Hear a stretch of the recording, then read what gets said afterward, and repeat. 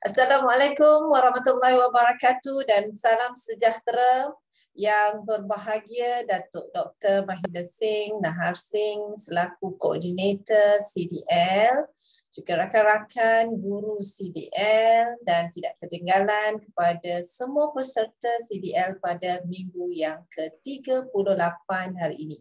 Terutama kepada pengetua, guru-guru besar, guru-guru dan juga rakan kita dari seberang di Indonesia. Selamat datang sekali lagi dan hari ini masih lagi kita di dalam suasana Hari Raya. Selamat Hari Raya kepada semua yang meraihkan dan tentulah dah bermula episod meraihkan Hari Raya di sekolah masing-masing. Untuk itu juga kita tidak ketinggalan, kita masih lagi meneruskan aktiviti kita seperti minggu-minggu yang terdahulu dan pada hari ini sebelum kita bersama-sama rakan guru untuk berkongsi tajuk pada hari ini, kita akan bersama-sama dengan Datuk Dr. Mahinder untuk perkongsian ataupun snippet reflects on beliau iaitu pada hari ini dengan tajuk Guru oh Guru. Dan kita tahu pada setiap minggu Datuk akan memberi kita sedikit input walaupun masanya pendek tetapi sangat bermakna kepada kita sama ada sebagai input baharu ataupun kadang-kadang kita akan mendapat satu refresh daripada idea yang dikongsikan oleh Datuk. Untuk itu kita tidak mahu membuangkan masa lagi. Saya persilakan Datuk Dr. Okay, thank you. Hari ini dia breaking sedikit. Tapi suara saya masih lagi jelas ke? Jelas, Datuk. Okey, terima kasih semua dan selamat hadir kepada sesi kita pada hari Jumaat 13 hari bulan Mei. Dan tajuk kita untuk hari ini adalah Guru oh Guru. Sememangnya kita tahu bahawa satu daripada sajak yang paling mempengaruhi pemikiran kita adalah sajak oleh sastrawan negara Usman Awang. Dan kalau kita hayati apa yang tertulis dalam sajak itu memang membawa satu makna yang tinggi. Dan sempena dengan Hari Guru untuk tahun 2022 ya. Jadi izinkan saya untuk sudah pastinya tuan-tuan dan puan-puan pernah dengar sajak ini banyak kali. Tapi izinkan saya untuk kongsi sajak ini dengan tuan-tuan dan puan-puan semua. Berburu ke padang datar, dapat rusa belang kaki. Berguru kepada kepala ajar, ibarat bunga kembang tak jadi. Dialah pemberi paling setia, tiap akar ilmu miliknya. Pelita dan lampu segala untuk manusia sebelum jadi dewasa. Dialah ibu, dialah bapa, juga sahabat. Alur kesetiaan mengalirkan nasihat. Pemimpin yang ditauliahkan segala umat. 1000 tahun katanya menjadi hikmat. Jika hari ini seorang Perdana Menteri berkuasa, jika hari ini seorang raja menaiki takhta, jika hari ini seorang presiden sebuah negara, jika hari ini seorang ulama yang mulia, jika hari ini seorang peguam menang bicara, jika hari ini seorang penulis terkemuka, jika hari ini siapa saja menjadi dewasa, sejarah dimulakan oleh seorang guru biasa. Di mana-mana dia berdiri di muka muridnya, di sebuah sekolah mewah di ibu kota, di bangunan tua sekolah Hulu Terengganu. Dia adalah guru mewakili 1000 buku. Semakin terpencil duduknya di ceruk desa, semakin berarti tugasnya kepada negara. Jadilah apapun pada akhir kehidupanmu, guruku, budi yang diapungkan didulangi ilmu. Panggilan keramat cikgu kekal terpahat menjadi kenangan ke akhir hayat. Itulah sajak Guru oh Guru oleh sastrawan negara Usman Awang dan saya rasa paling bermakna di mana jua sesiapa berada, sudah pastinya dia tidak akan lupakan gurunya. Dan yang penting ialah bahawa guru itu memainkan peranan yang penting bagi setiap orang. Dan saya jangka walaupun ada yang kata mereka itu bermula daripada homeschooling pun, mereka masih lagi ada guru mereka. Next slide please. Sebelum tu, boleh balik ke slide yang pertama. Sorry Siti, saya nak sambung sedikit dari bawah itu. Satu ungkapan daripada pepatah Jepun ya. Better than 1,000 days of diligent study is one day with a great teacher. Kita boleh baca seberapa banyak buku dan sebagainya, tapi yang penting ialah kalau kita boleh berguru dengan seorang guru yang hebat, maka ilmu itu akan terpahat dalam pemikiran kita selama-lamanya. Students never forget. Ramai orang kata bahawa sekarang ada teknologi, kita tak perlukan guru. Tapi Bill Gates sendiri menyatakan technology is just a tool.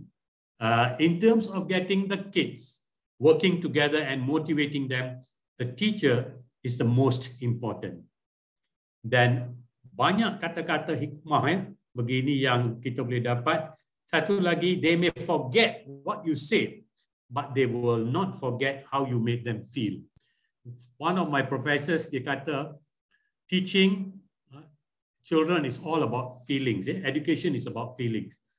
Kalau kita belajar di sekolah, kita mempunyai perasaan yang baik, perasaan yang positif tentang persekolahan, kita akan ingat untuk selama-lamanya.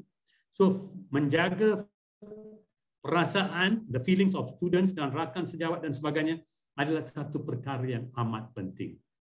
We want them to feel good about their education. And if they feel good, mereka akan cakap tentang cikgu mereka, tentang pengalaman mereka di sekolah dan sebagainya untuk selama-lamanya. Dan saya pinjam daripada isteri saya hari ini, seorang murid dia, Nur Amirah Ayuni, kelas 5 wawasan pada tahun 2021. Bila tamat aja SPM, inilah yang cikgu menghargai. Thank you teacher for always guiding me patiently. Patiently itu memamerkan perasaan, ada kesabaran. So better than 1,000 days of diligent study is one day with a great teacher yang saya paparkan awal tadi. Happy Teachers Day. No Google or technology can replace a teacher ever. Kerana berbeza. They can learn. But to educate a child tu membimbing, mengasuh, ya, membina nilai yang kita hasratkan itu. A teacher itu yang membawa makna kepada pendidikan, education. Saya banyak kali saya suka paparkan apa yang ditulis oleh William Arthur Ward. The mediocre teacher tells, the good teacher explains, the superior teacher demonstrates, the great teacher inspires. So banyak tuan-tuan dan puan-puan yang kita boleh lihat yang diutarakan oleh ramai bekas guru dan sebagainya. Great teachers empathize with kids, respect them, and believe that each one has something special that can be built upon. Kita bukan nak berhasrat nak melahirkan semua doktor atau jurutera atau pakar-pakar yang lain. Tapi kita adalah penting dan mempunyai bakatnya yang tersendiri. So itu saja daripada saya. Maka bacalah, sentiasa bacalah. Books are the training wheels of. Itulah saja daripada saya. Selamat. Sekian, terima kasih. Baik, kita ucapkan jutaan terima kasih kepada Datuk atas perkongsian pada hari ini yang saya kira bertepatan dengan bulan sambutan Hari Guru, iaitu pada 16 Mei jatuh pada hari Isnin yang akan datang. Saya juga mengambil kesempatan ini mengucapkan selamat Hari Guru kepada Datuk dan kepada semua peserta yang Thank berada you. dalam sesi pada hari ini.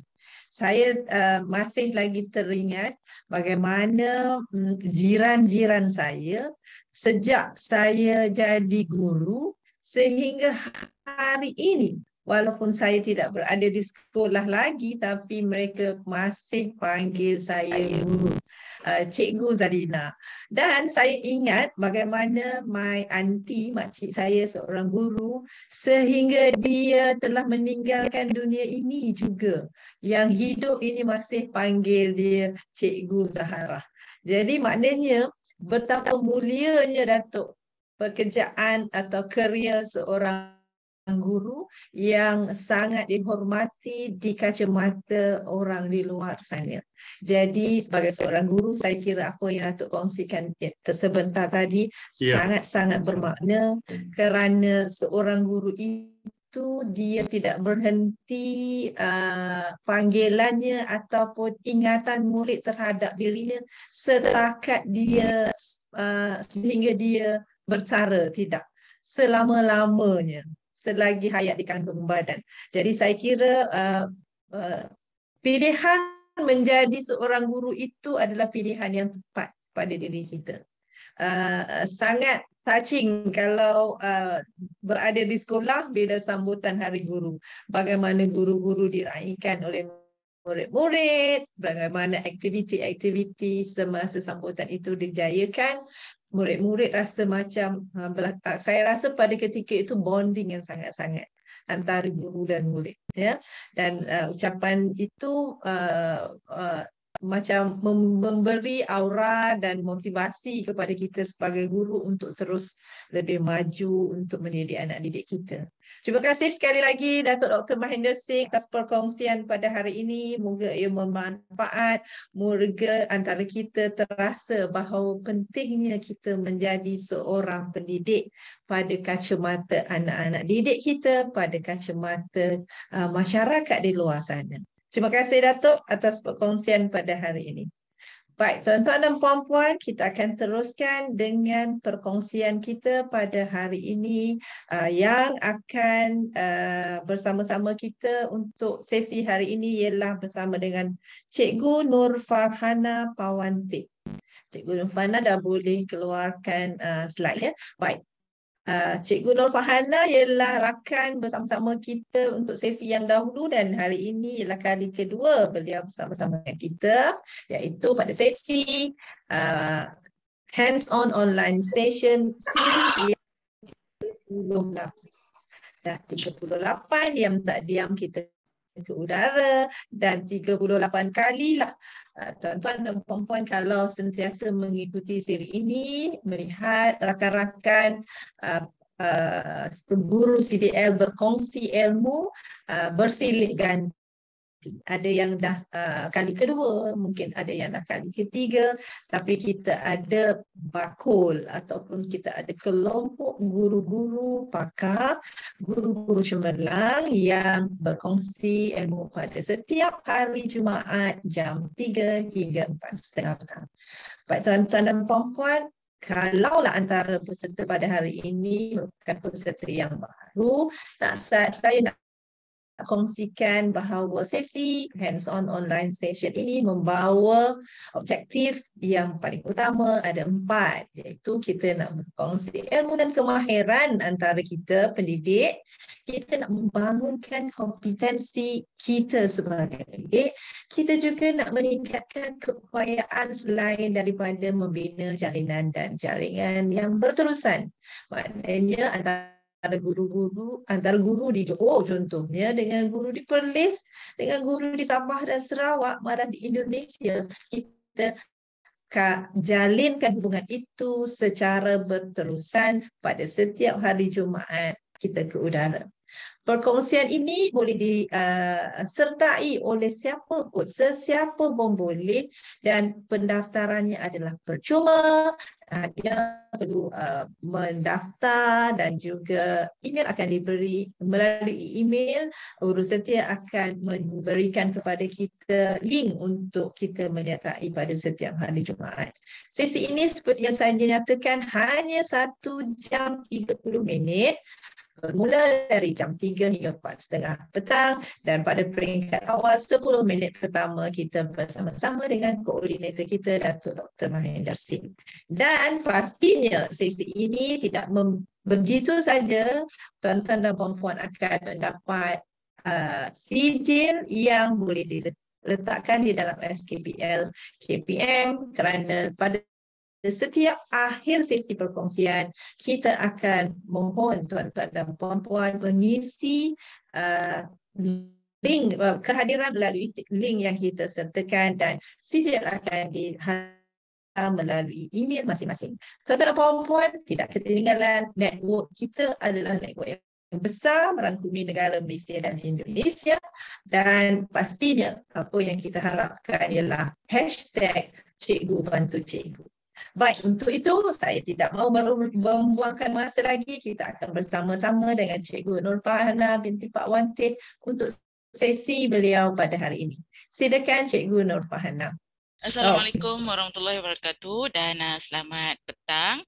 So, saya memperkenalkan diri saya, tapi sebelum saya nak memperkenalkan diri saya dengan lebih detail, so inilah perkongsian saya pada hari ini, hands on kita pada hari ini, iaitu pembelajaran matematik secara inquiry dalam tajuk teorem Pythagoras. Okey, jadi selain daripada tajuk teorem Pythagoras, saya juga akan berkongsi ataupun kita akan sama-sama buat hands on dan berbincang, mengeluarkan idea dan pendapat masing-masing dalam kita nak menghasilkan satu aktiviti inquiry yang menarik dalam kelas kita.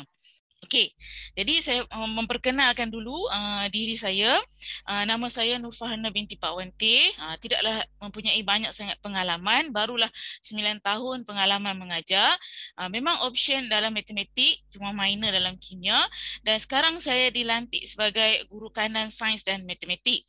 Saya merupakan salah satu peserta Duta Guru Petronas Kohort 1, dan saya pernah memenangi Guru Ikon Inovasi PDP Sempena Sambutan Hari Guru peringkat daerah Timur Laut. Jadi saya juga pemenang pembentang pilihan penonton dalam simposium kebangsaan yang diadakan oleh kerjasama di antara Pusat STEM dan program Duta Guru Petronas. Jadi setakat itu sajalah pengenalan saya. Jadi kita terus pergi kepada tujuan kita mengadakan sesi CDL pada hari ini. Yang pertamanya, kita lihat kepada objektif kita pada hari ini. So, objektif kita pada hari ini ialah kita nak merancang aktiviti penerokaan dalam matematik. Tapi dalam kita nak merancang tu, kita nak menggunakan buku teks. Dan objektif yang kedua, kita nak menghasilkan satu lembaran kerja secara penerokaan dengan merujuk buku teks. Jadi, untuk makluman cikgu-cikgu, kenapa saya pilih buku teks?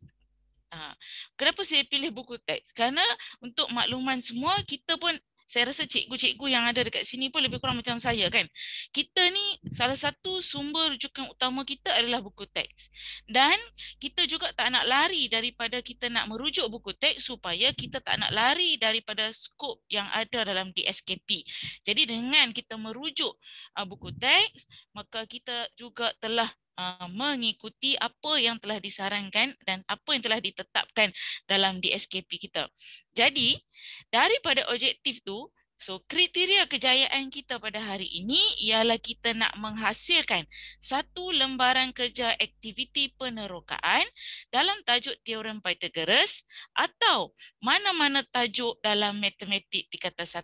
Jadi, saya just nak mulakan dengan tajuk tingkatan 1, matematik tingkatan 1. Jadi kalau cikgu-cikgu di sini, penonton di sini yang mengajar subjek matematik dan ada mengajar subjek matematik tingkatan 1, bolehlah cikgu bawa bersama buku teks, kerana dia akan jadi lagi mudah supaya cikgu nampak buku teks. Dan juga cikgu, saya percaya cikgu pun dah sekarang dah canggih, so jadi kita dah ada buku teks digital, so kita bolehlah buat sikit rujukan supaya kita dapatkan idea.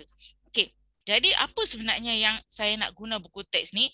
Sebenarnya sebelum kita nak mula lebih mendalam lagi lah, jadi kita buat sikit aktiviti lah cikgu sebagai macam apa ni, warm up. Warm up, okey. Jadi saya akan nak minta cikgu-cikgu untuk kita nak buat sikit, saya sharekan link, di ruang chat. Okay, maybe cikgu boleh join saya punya aktiviti hari ini, iaitu kita nak, mungkin cikgu boleh beri satu benda. Tak kisahlah di hadapan cikgu ke ataupun mana-mana, apa-apa yang cikgu terfikir yang nak menceritakan tentang diri cikgu pada saat ini. Satu benda yang nak melambangkan keadaan kita pada sekarang ni. Contohnya macam saya, okey, kertas. Mungkin cikgu ada reason kenapa cikgu merasakan diri cikgu, ya, nasi biryani. Itulah saya pun fikirkan juga, kerana memang tengah lapak ni. Orang Filipina cakap memang tengah lapak. Oh, api mungkin tengah panas berbalik kerja. Okey. Capati garing. Wah. Okey, capati ni saya ingat. Saya boleh tahu siapa. Okey. Kerepek. Okey. Mungkin sambil kita bersesi pada hari ini, kita bolehlah sambil-sambil makan kerepek tu, tak adalah mengantuk sangat. Komputer. And then, oh, semprit. Okey, maybe kita masih dalam mood raya. Oh, kuih-kuih raya, jajan. Oh, ayam madu ah. Okey. So, setiap apa yang cikgu gambarkan pada hari ini adalah melambangkan diri kita pada saat ini, dan mungkin itulah yang kita terfikirkan pada waktu ini. Jadi setiap apa yang kita lambangkan diri kita tu adalah apa yang kita tengah fikirkan. Mungkin kalau orang tengah lambangkan diri dia sebagai makanan, maka mungkin pada waktu ini dia tengah lapar. Cumanya saya masih tak dapat lagi ada cikgu yang menggambarkan diri dia pada saat ini adalah komputer. Oh, mungkin dia sedang menghadap komputer join kita punya program pada hari ini. Okey. Okey, oh, air kopi, ya, mungkin bagi pendapat saya mungkin air kopi tu mungkin kita tak nak mengantuk kot. Okey. Okey. So, itulah diri kita pada ketika ini. Okey. Kemudian saya masuk kepada slide saya. Ini sekadar activity energizer untuk apa? Nak sekadar nak energize kita lah, untuk kita masuk kepada sesi kita yang seterusnya, iaitu inquiry. Okey, inquiry. Jadi dalam kita nak buat inquiry ni, saya nak tanya cikgu lagi lah. Mungkin cikgu boleh respon lagi pada saya punya Mentimeter ni. Saya share lagi. Cikgu masih boleh guna link yang sama. Okey, cikgu guna link yang sama.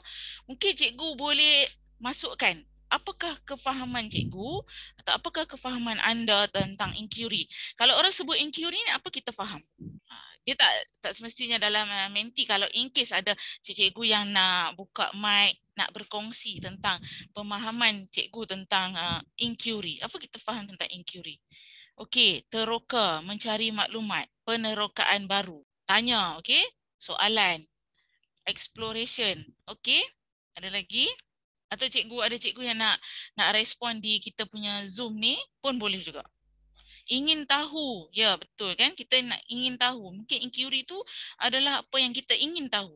Okey. So, rasanya ada lagi tak? Kita nak tengok yang paling banyak sekali apakah pemahaman kita tentang inquiry. Kerana itulah saya pilih cloud ni supaya saya nak tengok respon yang terbanyak tu apa yang dia faham tentang inquiry. Jadi kalau kita tengok tak ada satu pun yang tulisan yang paling besar, means kebanyakan random. Random maksud semua orang mempunyai pendapat yang tersendiri. Okey? Cara pemahaman inquiry itu bergantung kepada masing-masing. Okey. Tapi kalau kita perhatikan daripada apa yang cikgu catatkan dekat sini, kita boleh dapati bahawa kebanyakannya mempunyai maksud yang menuju kepada arah maksud yang sama. Okey, cuba mencari solution, penemuan yang baru, okey, penerokaan baru, exploration, mencari maklumat, tanda tanya. Jadi semua ini dalam bahasa kita. Kita katalah dalam bahasa kita, pemahaman kita. Tetapi sebenarnya apa yang kita lihat di sini, respon-respon cikgu-cikgu menjurus kepada maksud yang sebenar lah. Maksudnya kita sebagai pendidik, especially yang menjalankan aktiviti secara inquiry ni, bermaksud kita faham apa itu inquiry cuma dalam pemahaman kita yang tersendiri. Okey, jadi saya pergi kepada definisi yang telah ada. Dia merupakan hasil gabungan di antara pendekatan penemuan di mana dia melibatkan penggunaan model saintifik digabungkan dengan pendekatan inquiry, iaitu proses mencari kebenaran, maklumat atau ilmu melalui penyoalan. Maka kedua-dua pendekatan ini apabila digabungkan, maka akan terhasillah pendekatan inquiry penemuan. Pendekatan inquiry ini merupakan pendekatan pembelajaran yang melibatkan proses meneroka. Betul. Tadi apa yang cikgu cakap tadi, betul. Memang ada perkataan tu. Kita inquiry ni memang dia nak meneroka alam semula jadi dan berasaskan 5 fasa. Jadi dalam dia nak meneroka tu, proses dia nak meneroka tu, dia mesti melalui 5 fasa ni. Kalau maksud cikgu nak buat aktiviti penerokaan tu, cikgu mesti pastikan dalam cikgu nak buat aktiviti tu dia mesti melibatkan 5 fasa ni, iaitu menyoal, memeriksa, menyelidik, mereka cipta, membincangkan dan juga membuat refleksi. Okey?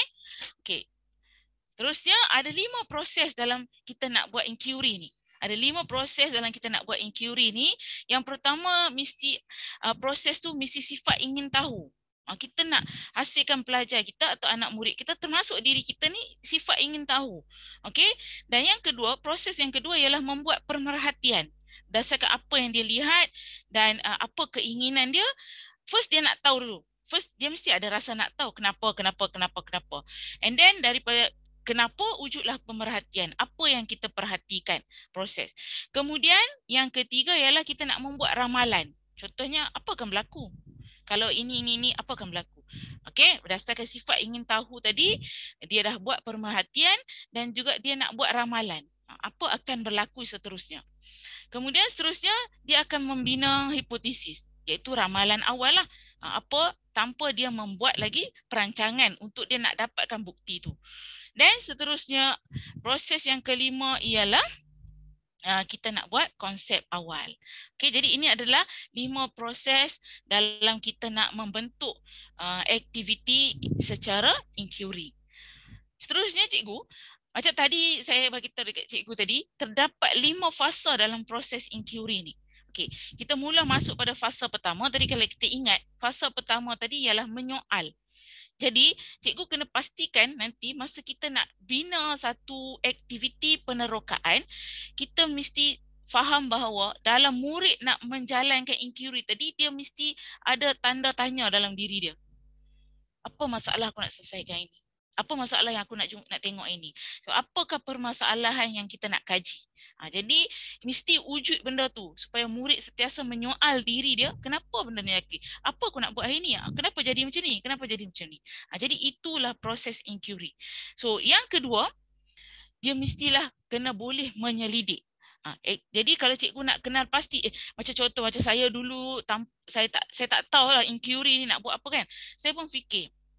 Macam especially saya rasa kadang-kadang kita mungkin sependapat. Matematik ni kadang-kadang orang kata sekadar masuk. Macam kita kadang dulu saya pun persepsi macam tu juga cikgu. Saya pun ingat alah maths ni senang je. Masuk kita cakap and then kita bagi latihan, murid buat discussion cukup. Ada discussion cukup lah bagi kita. Bukan bagi kita lah, bagi saya dulu. Bagi saya macam tu. Saya ingat macam okeylah, janji ada pembincangan kumpulan, dah lah ada pembincangan kumpulan, tulis jalan kerja dekat kertas majung cukup. Tapi rupanya bila saya lebih mendalami inquiry ni, baru saya tahu, Rupanya maths ni boleh hasilkan satu aktiviti yang menarik di mana kita nak biar murid yang dapat daripada awal. Nanti saya akan tunjuk ke cikgu pula. Mungkin cikgu akan terfikir, alah bolehlah sekolah pandai. Macam tu kan?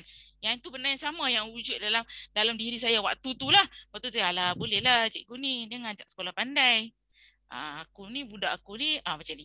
Memang cikgu benda tu biasa. Saya pun sama. Dan saya boleh bagi tahu cikgu sekarang ni pelajar saya tak pandai pun. Bukanlah kata tak pandai. Belum pandai. Belum pandai lagi. Jadi, kita nak pandaikan dia ni. Nak pandaikan dia dengan aktiviti-aktiviti penerokaan yang dia jumpa sendiri. Okey, contoh macam rumus. Takkan macam dulu kita katakan rumus. Kita belajar macam mana rumus, cikgu? Dulu masa time sekolah kita, cikgu kita just bagi rumus, you hafal. Tapi kita dah kena ubah dah. Kita dah kena transform dah.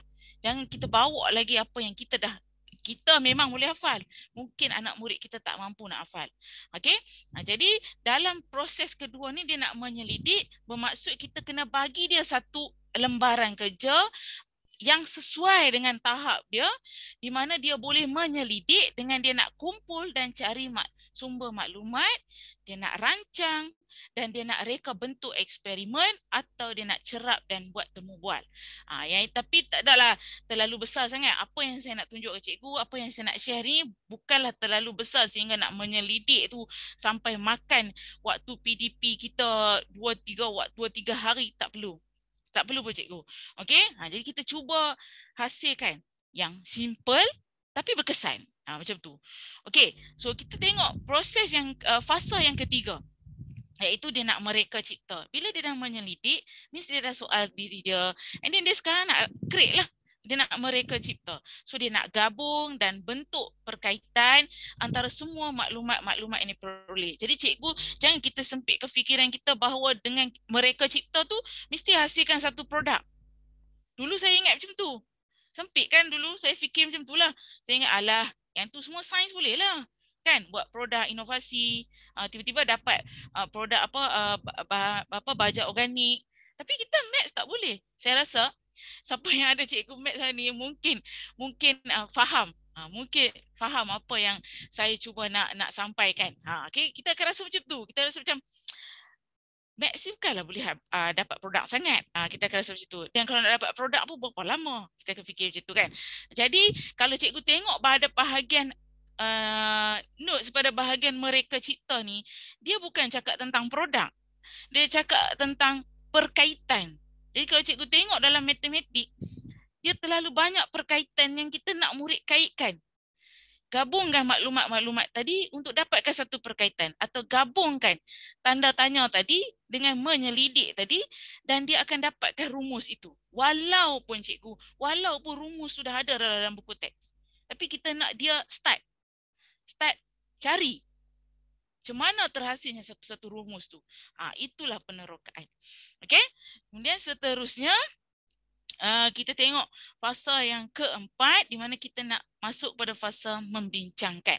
Setelah dia dapat membuat perkaitan dengan semua maklumat yang dia ada tadi, maka dia bolehlah kongsi. Kongsikan dengan membuat perbincangan. Kongsi maklumat dengan individu atau ahli kumpulan. Sama ada ahli kumpulan dia sendiri ataupun ahli kumpulan lain. Jadi di situ kita panggil macam brainstorming. Jadi di situ kita akan saling bertukar pendapat. Okey? Bertukar pandangan dan berkongsi pengalaman. Seterusnya masuk pada fasa yang kelima di mana akhirnya kita akan membuat refleksi. Kita nak lihat balik semula persoalan kita tadi. Jadi apa yang kita tanda tanya kita tadi? Okey, dan kita setelah kita dapat mencapai perkaitan dan maklumat tadi, kita dah buat perbincangan tadi, dan kita sekarang nak reflect lah. Adakah semua yang aku buat daripada soal 1, 2, 3, 4 tadi, adakah menjawab persoalan aku pada mulanya? Itu yang kita nak murid kita akhirnya boleh kita macam kita boleh tanya dia balik. Tadi kamu tanya-tanya macam ni kan? Akhirnya terjawab tak persoalan kamu ni? Terjawab tak dengan segala penyelidikan kamu, kajian kamu ni? Terjawab tak? Okey, so kita dah didik pelajar kita dengan membuat kajian. Memang saya tahu, dia kata buat apa nak susah-susah, rumus dah ada. Okey, tapi kita nak pelajar kita menghargai tiap-tiap rumus yang ada dalam buku teks. Okey, seboleh-bolehnya lah cikgu. Kita nak pelajar kita ni macam saya kata tadi, nak mereka ni hargai. Macam mana kita hargai rumus tu? Kita dapatkan contohnya.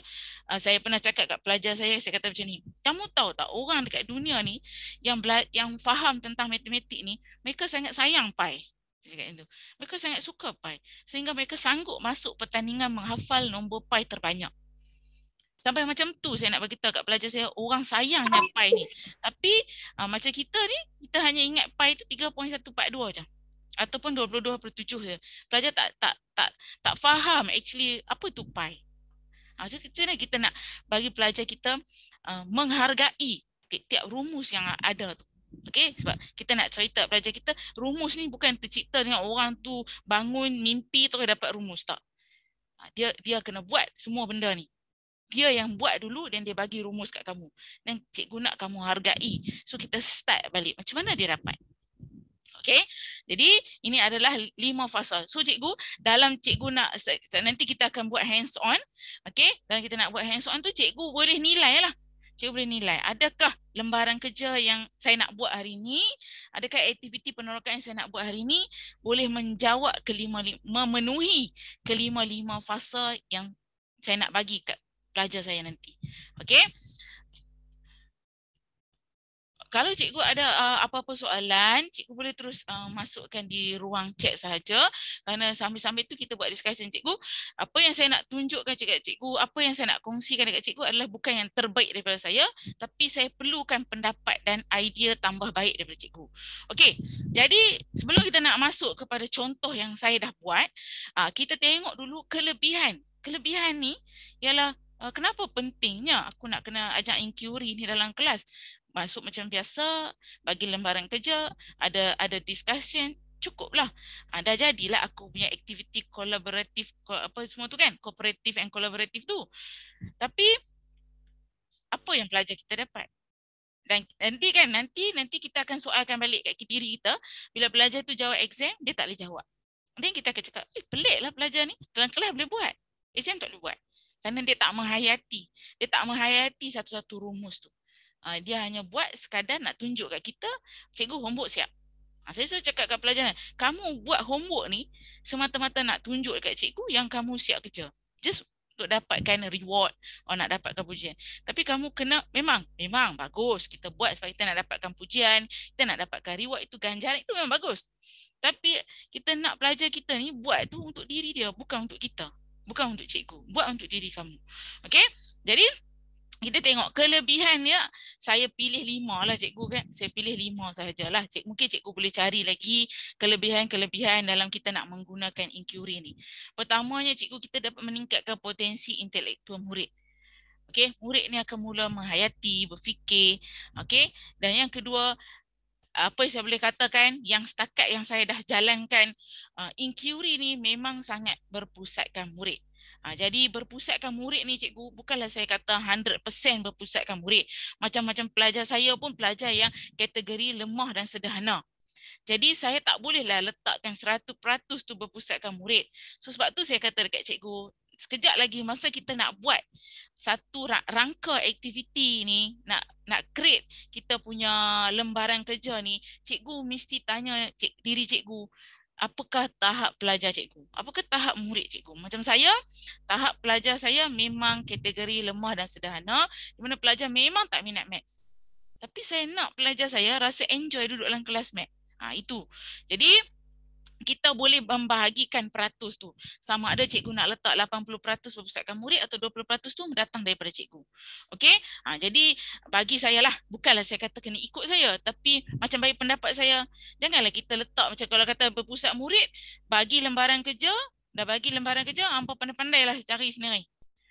Kita kena tahulah pelajar kita tu level mana. Kalau dah kita bagi satu lembaran kerja ni, cikgu bagi kat dia, Anah bincang. Hari ketiga cikgu nak kita buat discussion, kita akan buat pembentangan. Jenuh cikgu kalau cikgu bagi macam tu. Untuk pelajar-pelajar lemah macam tu memang dia takkan buat lah cikgu. Cikgu bagi lepas 3 hari cikgu menangis. Kita kecewa. Okey? Jadi seterusnya, kita nak elak pelajar ni menghafal rumus. Sebenarnya benda ni daripada dulu lagi cikgu. Daripada dulu lagi kita cuba nak elak. Tapi kita tak boleh elak. Sebab kita mempunyai kekangan. Kekangan kita ada dari segi nak kejar silibus. Betul kan? Saya faham. Kangan kita nak kejar silibus. Tapi mana yang kita mampu. Kita rasa benda tu sesuai dengan pelajar kategori lemah sederhana, di mana kalau aku buat aktiviti ni, sekaligus pelajar dapat semua sekali. Pelajar dapat semua sekali. Then itu adalah baguslah kerana kita nak elak dia hafal rumus. So bila benda tu sesuai untuk dia, kita buat aktiviti tu untuk dia dan dia akan ingat dan dia punya daya ingatan tu akan berkekalan dalam tempoh jangka masa yang panjang. Okay. Kalau kita minta dia hafal saja rumus, dia akan hafal dalam tempoh jangka masa yang pendek. Itulah yang berlaku bila my exam tak boleh buat. Okay. Okay. Next, seterusnya kita nak mewujudkan pelajar kita ni, anak murid kita ni yang seorang yang berdaya, inovatif dan juga kreatif. Okay. Bila dia buat teknik penyoalan, dia beri kita penyelidikan, dia buat selidik, kaji selidik semua tu, dan dari situ dia akan naikkan dia punya daya inovatif dan kreatif. Dan seterusnya kita nak lihat sendiri bakatkan diri murid. Jadi inilah kelebihan bila kita buat inquiry. Bila cikgu bagi buat inquiry ni, cikgu akan nampak pelajar cikgu ni tak pasif. Ya memang kita tak nafikan, pasti akan ada passenger, pasti akan ada yang pasif. Tapi kalau dah 2-3 kali kita buat aktiviti inquiry, dia still pasif, dia pun akan rasa macam aku seorang je duduk. Mula-mula 3 orang. Lepas tu kurang seorang, jadi 2 orang. Lepas 2 orang jadi seorang. Yang seorang tu dia akan malu sendiri. Member aku itu pun tak mau buat, dah tengok seronok member lain buat, dia pun join. Tinggal dia seorang lah pasif. Adakah dia akan terus pasif? Macam itulah. Okay. Okay. So sekarang saya tunjukkan, saya kongsikan dengan cikgu salah satu contoh aktiviti penerokaan yang saya buat. Yang saya buat dan saya dapat berdasarkan buku teks. Sebab tu tadi saya punya point kat cikgu, saya cuba nak tekankan dengan cikgu. Cikgu tak payah pening. Cikgu tak payah pening buat aktiviti lain. Cikgu tak payah pening nak bina, ini masuk kelas buat apa? Ini masuk kelas buat aktiviti apa? Okay, tak perlu pun cikgu. Kerana kalau cikgu tengok dalam buku teks, especially fokus kita pada hari ini adalah matematik tingkatan 1. Kalau cikgu tengok buku teks matematik tingkatan 1 lah, penuh dengan aktiviti penerokaan. Banyak, memang banyak sangat. Cuma bagaimana cara kita nak olah.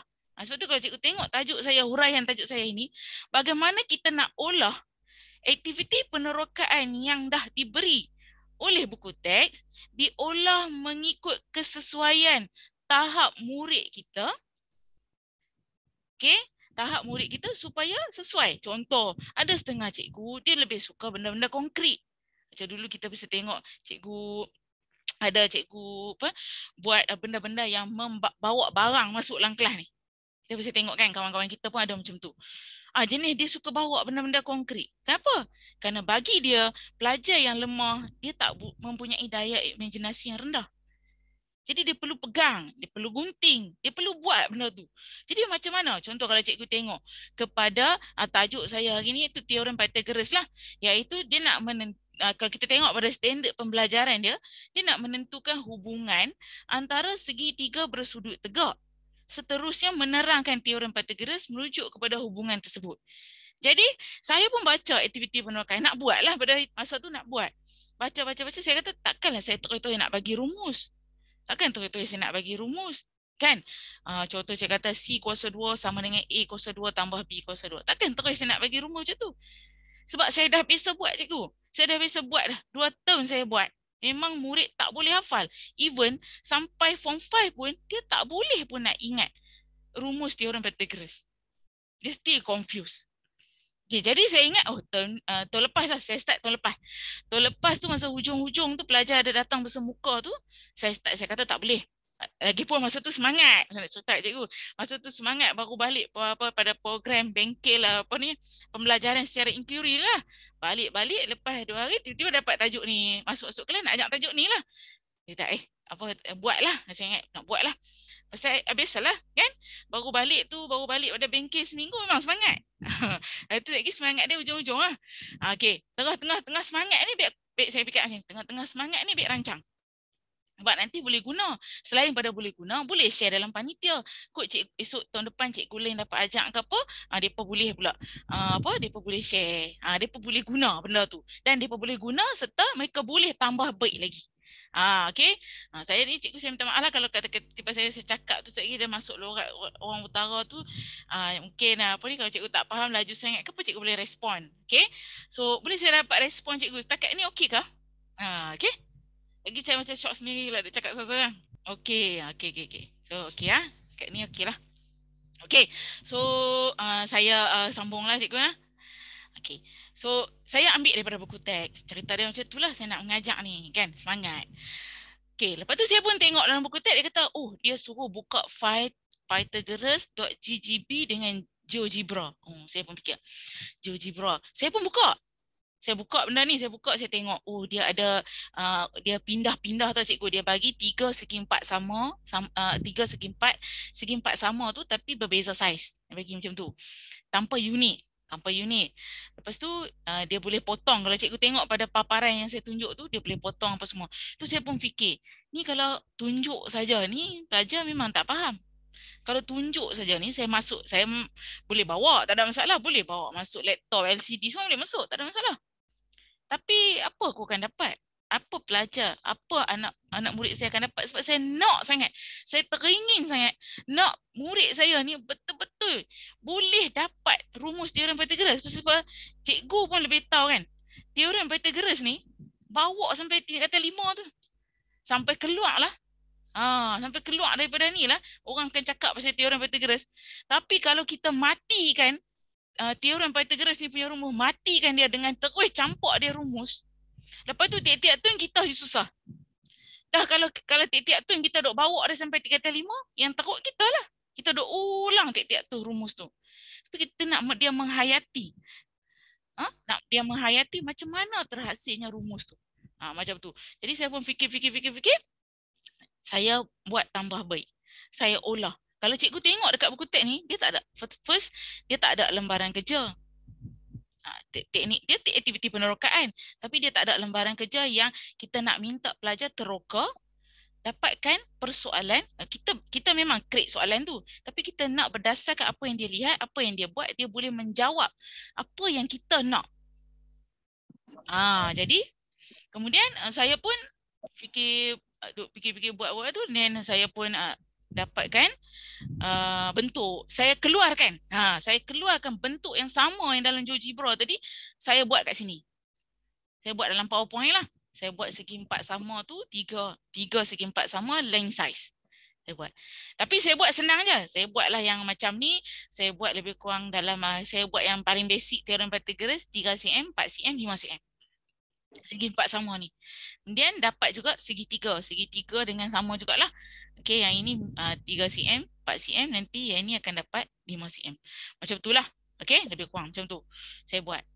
And then kat sini saya buat sikit potongan. Potongan ni saya mesti sama saiz. Kalau cikgu boleh tengoklah, potongan tu saya dapatkan apa ni. Okey, saya buat potongan kat sini. Kalau cikgu tengok potongan dekat sini, saya ambil lebih kurang dalam 1 cm. Tapi cikgu kena buat samalah kat sini, 1 cm, 1 cm. Tapi cikgu jangan risau. Sekejap lagi saya bagi cikgu link Google Drive. Okey, link Google Drive tu saya dah masukkan semua bahan-bahan ni. Cikgu ambil lah dan cikgu olah. Dan saya nak minta juga hari ni, sekejap lagi maybe kita akan buat hands on. Mungkin kalau cikgu boleh bina lembaran kerja bersama-sama pada hari ini, saya minta jasa baik cikgu, mungkin cikgu boleh share, masukkan dalam Google Drive tu supaya kita boleh manfaatkan kepada semua kawan-kawan kita yang ada kat dalam ni. Okey, jadi so, cikgu boleh ambil lah nanti. Saya akan share link dekat cikgu. Cikgu just ambil saja, download semua lembaran kerja tu. Dan cikgu boleh olah dan tambah baik ikut kesesuaian cikgu lah. Okay, and then apa saya buat? Saya masuk kepada bahagian ni. Yang inilah setelah dia di print. Dia di print. So yang ni saya potong 2. So yang ini untuk grup 1, ini untuk grup 2 lah. So apa yang saya nak tunjuk kat cikgu, ini ialah lembaran kerja yang saya fikirkan bersesuaian. Tapi bukan saya kata tepat, atau bukan saya kata yang ni paling betul. Tak, cikgu, inilah tujuan inquiry. Bila kita rancang, kita minta pendapat orang lain tambah baik. Lama-lama cikgu, kita akan berjaya menghasilkan satu aktiviti inquiry yang paling mantap sekali. Ini yang first time saya buat lah, first time. Jadi saya minta respon cikgu lah nanti. Kalau in case ada apa tambah baik, cikgu boleh komen. Tak ada masalah, cikgu boleh komen. Kita sama-sama boleh belajar. Saya belajar dengan cikgu pun boleh terima perkongsian saya. Okey? Okey. Lepas tu saya potong ni, saya bagilah kat tiap-tiap murid. Okey, bukan tiap-tiap murid, bagi dekat grup. Bagi mereka buat discussion. So kalau cikgu tengok lembaran saya ni, lembaran kerja yang diubah sesuai. Asalnya tadi buku teks ni. Asalnya tadi buku teks, aktiviti penerokaan tu. And then saya pun fikir, okey, dalam cikgu nak buat lembaran kerja ni cikgu, dalam cikgu nak buat, saya belajar masa saya pergi bengkel tu, dia kata dalam kita nak buat lembaran kerja, kita perhatikan tadi dia bagi 3 segi 4 sama.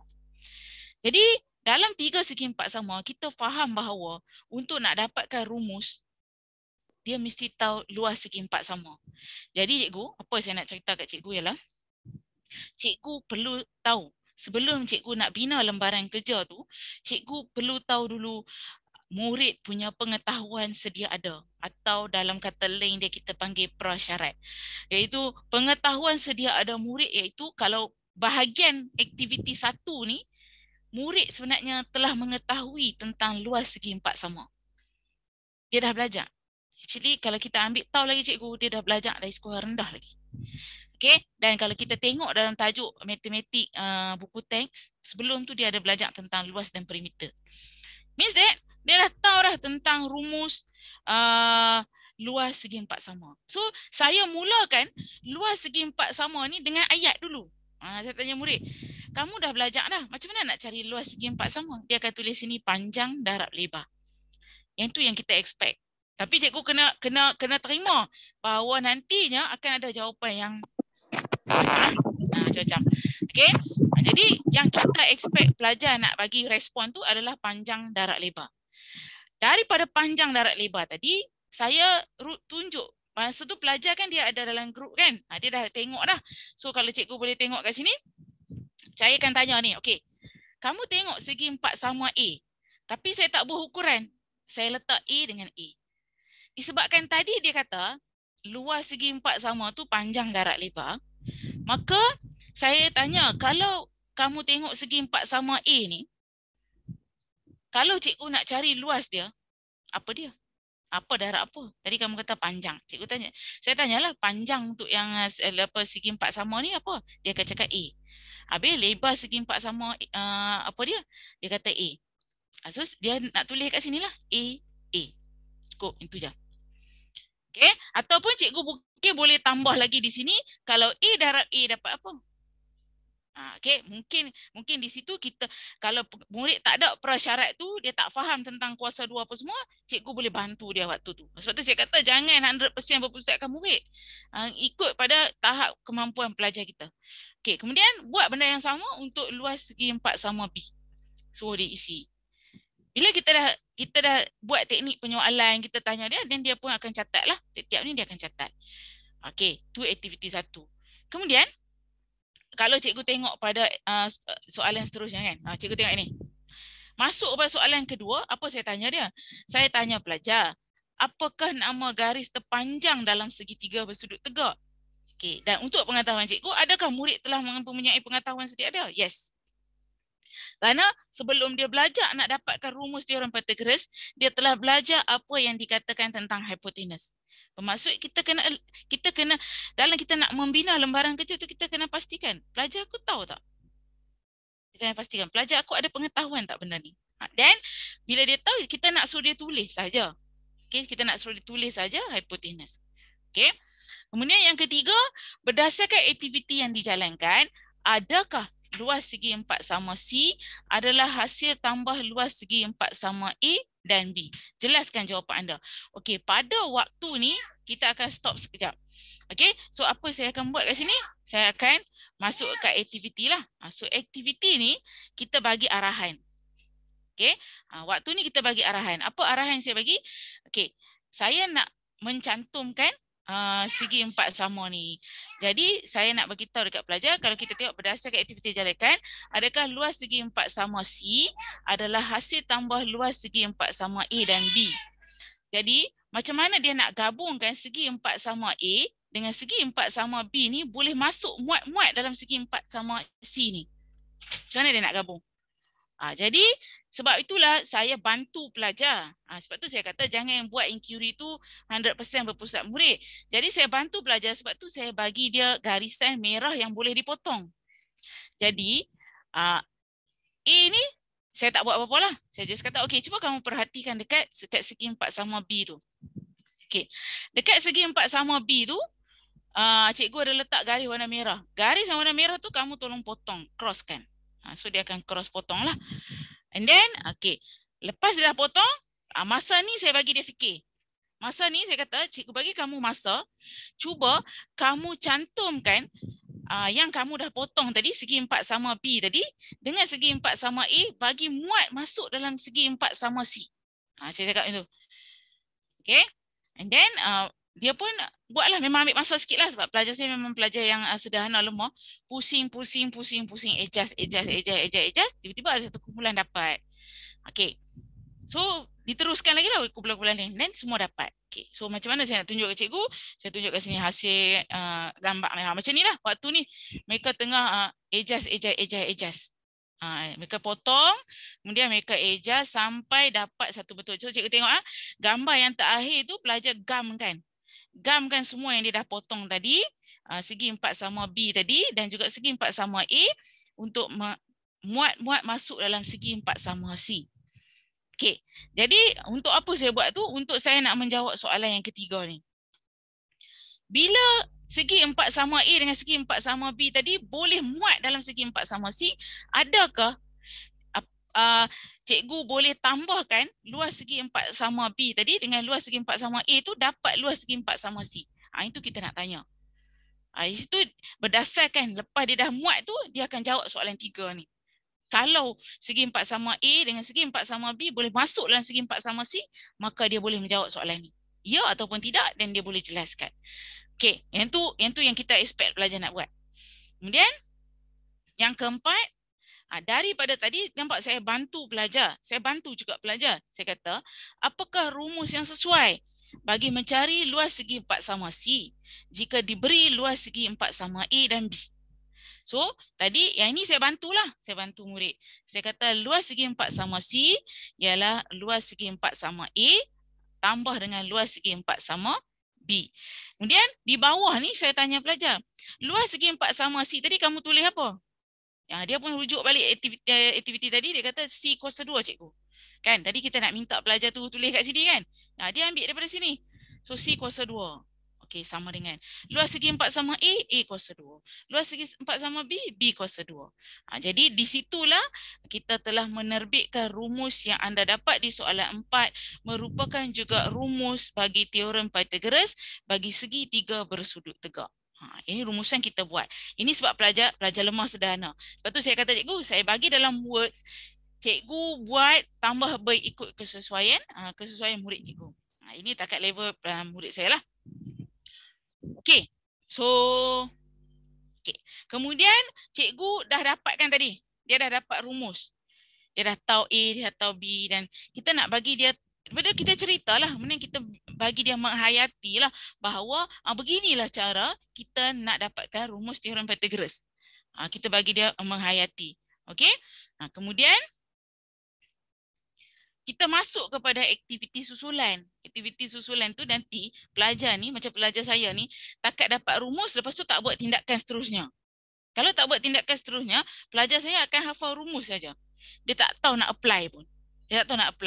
Jadi berdasarkan aktiviti 1 tadi, dia yang dapat rumus. Dia dapat rumus, sekarang andai kata, cikgu tukarkan A tadi, B tadi dengan satu nilai nombor sebenar. Nilai satu nombor sebenar. Boleh tak kamu lengkapkan jadual tu? Jadi, kita mudahkan murid sedikit lah. Jadi kita tulislah. So, minta dia catat. A kuasa 2 berapa? B kuasa 2 berapa? Kalau A kuasa 2 tambah B kuasa 2 dapat berapa? Dan itu akan bersamaan dengan C kuasa 2. Jadi, so kita nak dia relatekan. Lepas tu barulah kita masuk kepada soalan sebenar. Macam mana nak cari pula? Okey. Jadi, ini kita panggil aktiviti susulan. Atau aktiviti susulan ni nak memperkukuhkan konsep tadi. Means aktiviti 1 tadi dia dah dapat konsep. Dia dah dapat konsep bagaimana menghasilkan atau menerbitkan rumus teorem Pythagoras. Tapi jangan kita bagi rumus je. Dah bagi rumus, kita nak kukuhkan lagi konsep tu dengan kita bagi nilai sebenar. Lepas kita dah bagi nilai sebenar dalam jadual, kita bagi pula salah satu nilai yang tak ada, yang nak minta pelajar cari. So kita nak bagi tahu dekat pelajar, kadang-kadang tak semestinya dia tulis C saja. Tak semestinya dia tulis A, tak semestinya dia tulis B saja. Dia boleh ubah-ubahkan. Jadi di situlah kita nak pelajar kita tengok pelbagai jenis jenis pattern soalan yang nak disoal. Direct ataupun dia ubah-ubahkan huruf tu. Supaya tak naklah pelajar kita ni ingat je, oh teorem Pythagoras is about A, B, C. Macam tu. Okey? Jadi ini adalah salah satu contoh aktiviti bagi tajuk teorem Pythagoras. So maybe saya boleh minta respon cikgu ataupun apa-apa yang cikgu nak share atau cikgu nak tanya sepanjang aktiviti ni lah, aktiviti penerokaan ni. Ini hanya sekadar contoh aktiviti lah cikgu, yang mana masa saya buat tu, inilah pelajar saya waktu tu memang tak ramai pelajar yang datang masa tu sebab penggiliran kan. Masa tu penggiliran, tapi saya nak buat aktiviti tu supaya saya nak tengok adakah dia boleh kita tukarkan daripada GeoGebra kepada perkara yang lebih konkret, benda yang lebih konkret. Kenapa saya buat macam tu? Kerana kadang-kadang ada setengah-setengah pelajar kita ni, dia tak boleh terlalu tengok saja. Dia tak boleh tengok je. Dia tak akan faham. Jadi macam pelajar saya ni, dia lagi suka benda-benda yang hands on lah. Hands on dan juga dia nak buat benda tu. Pelajar saya yang saya nampak, sebab pelajar semua pelajar perempuan. Jadi dia memang kalau bab nak menggunting gam, memang favourite lah. Kalau cikgu bagi benda-benda yang suruh gunting gam ni, memang dia suka. Jadi nak bagi nampak tak bosan, jadi saya pun create lah aktiviti penerokaan macam ni. So ada apa-apa tak setakat ni? Kalau cikgu nak berkongsi ataupun cikgu nak tambah baik ke, ataupun mungkin cikgu boleh berkongsi di ruang komen apakah aktiviti yang pernah cikgu lakukan semasa cikgu mengajar tajuk teorem Pythagoras ni. Okey, mungkin kita sama-sama boleh dapatkan idea lah. Okey, setakat ni tak ada apa-apa lagi lah. Okey, so saya teruskan lah. Okey, jadi selesai untuk bahagian teorem Pythagoras. Inilah perkongsian saya cikgu. Okey, Cikgu Nazimah ada apa-apa ke? Assalamualaikum, Cikgu. Saya cuma nak tanya, kalau kita gunting tu mesti kena gunting macam tu. Kalau gunting kotak-kotak macam tu boleh tak? Kecil-kecil, kotak kecil-kecil. Kotak kecil, boleh cikgu, tapi dia akan jadi lagi lambat. Oh, okey. Boleh, dia memang boleh. Sebenarnya kalau kita gunting kecil-kecil, actually memang dia boleh muat. Kalau ikut betul dia memang dia boleh muat. Maksud saya macam tak nak guna kertas warna, guna kertas kotak-kotak dia orang tu. Oh, boleh. Lagi boleh. Lepas tu gunting kotak-kotak, ikut kotak tu, so macam bila nak susun kat kotak besar tu. Boleh cikgu, boleh. Okey, terima kasih cikgu untuk idea tambah baik tu. Kita juga boleh gunakan buku grid, kertas grid tu kan, buku kotak pelajar tu pun boleh. Betul saya kata cikgu. Cikgu boleh tambah baik daripada sini. Saya just bagi share dengan cikgu apa yang saya buat. Cuma saya tak kata saya punya yang terbaik. Jadi mungkin cikgu boleh buat penambahbaikan lagi. Jadi ini untuk aktiviti penerokaan bagi teorem Pythagoras, tajuk teorem Pythagoras. Kerana macam saya katakan tadi cikgu, tajuk teorem Pythagoras ni memang sangat penting, tapi pelajar tak suka. Macam tu. Okey, so ini adalah beberapa contoh lah gambar yang pelajar dah buat, dan setakat yang saya dah buat aktiviti ni, memang pelajar berjaya mewujudkan rumus tu. Cuma kekangan dia, masalah kekurangan lah yang saya dapati yang perlu saya buat tambah baik ialah dari segi pelajar dia tak faham bahawa A darab A dapat A kuasa 2. Yang itulah mungkin dekat saya punya aktiviti ni, mungkin saya boleh tambah kat sini sama dengan saya boleh letak kotak kat sini. Jadi kita boleh bersesi soal jawab. Dan dia sangat menarik tu cikgu, sebab tiap-tiap aktiviti, tiap-tiap persoalan yang cikgu utarakan ni, cikgu boleh bersoal jawab dengan murid. So dia memang dia takkan nampak bosan, sebab pelajar akan berfikir dan dia akan responkan dengan kita. Daripada macam saya kadang-kadang buat kan, masuk kelas bagi lembaran soalan, tunggu respon murid tu pun kadang-kadang sakit hati. Belum tentu lagi dia akan respon. Kadang-kadang dia sengaja tunggu sampai 5 minit. Cikgu tanya dia. Contoh kita tanya dia. Dia akan tunggu 5 minit sebab dia tahu cikgu akan fed up, cikgu akan panggil pelajar lain. Okey, itu pelajar saya lah. Dia memang akan tahu dah teknik cikgu Fahna ni memang. Dia cakap kalau dia dah bosan 3-4 minit dia tunggu aku tak jawab, cikgu mesti panggil orang lain. Ya betul lah, tapi sebab kita duk fikir kan, alah budak ni tak mau jawab, ni buang masa aku je. Kan dah lah masuk kelas satu jam je. Tu dah buang masa, dah tunggu dia bagi jawapan. Sampai sudah dia tak mau bagi jawapan, jadi dia dah tahu dah taktik kita ni. Saya apalah, cikgu nanti panggil orang lain. Dia ingat macam tu. Tapi dengan kita buat aktiviti macam ni, dia akan lebih tersusun. Kita tak ada lah tanya random. Dan semua persoalan kita tu menjurus kepada standard pembelajaran kita, di mana kita nak pelajar tu dapat rumus teorem Pythagoras tadi. Okey. Baik cikgu, sekarang kita akan sama-sama buat hands on bersama. Mungkin kalau cikgu yang ada buku teks atau cikgu tak nak pilih pun dekat matematik dia kata tu. Okey, sekejap saya baca dulu komen. Masalah saya selepas buat aktiviti penerokaan, pelajar masih tak dapat menjawab soalan. Cikgu cakap, okey baik. Betul cikgu. Macam saya pun macam cikgu juga. Okey, kita janganlah expect cikgu buat sekali aktiviti penerokaan kita mengharapkan pelajar kita 100% dapat. Kerana kita mesti bermula sikit-sikit lah cikgu. Kalau cikgu perhatikan, contohlah dalam kelas saya ada lebih kurang 25 pelajar. Dalam satu kelas ada 25 orang murid. Okey, memang betul. Semasa saya buat aktiviti ni bukanlah 25 orang murid yang dapat. Tapi cikgu kena perhatikan juga kepada ada tak daripada 25 orang murid cikgu dengan aktiviti yang cikgu buat tu, kalau 5 orang sahaja yang dapat apa yang cikgu buat, tu pun dah cukup baik dah. Daripada kita tak dapat apa-apa. Okey, masalah kita ialah masalah yang sama. Murid tak boleh menjawab dalam soalan. Itu yang kita terlalu beri perhatian. Okey, kerana kita mungkin boleh buat perbincangan dalam panitia lah cikgu. Kerana apa yang saya buat ni cikgu adalah satu, saya boleh bagi tahu cikgu cadangan kat cikgu. Apa yang cikgu buat hari ni, cikgu boleh masukkan dalam panitia, jadikan dia sebagai PLC supaya sama-sama ahli panitia tambah baikkan lembaran kerja cikgu, tambah baikkan supaya satu masa nanti cikgu punya aktiviti ini, cetusan idea cikgu, olahan daripada buku teks, dimasukkan ke dalam PLC dan dijadikan discussion dalam panitia. Bila kita buat brainstorming dalam panitia, cikgu percaya je kat saya, kita akan hasilkan satu aktiviti penerokaan yang baik. Dan waktu tu cikgu akan nampak bahawa, akhirnya, finally, pelajar faham. Okay.